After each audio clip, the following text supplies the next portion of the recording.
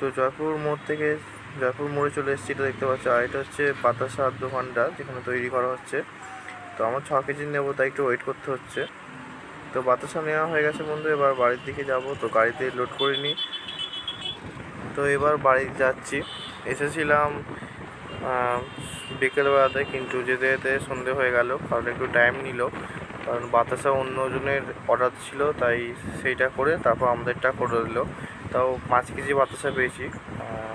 আমার 6 কেজি দরকার ছিল, 5 কেজি পেলাম, কারণ 1 কেজি বাতাসাটা আর হলো না, তাই। তো বন্ধু দেখতে পেলে জয়পুরে গেছিলাম, এও আনলাম।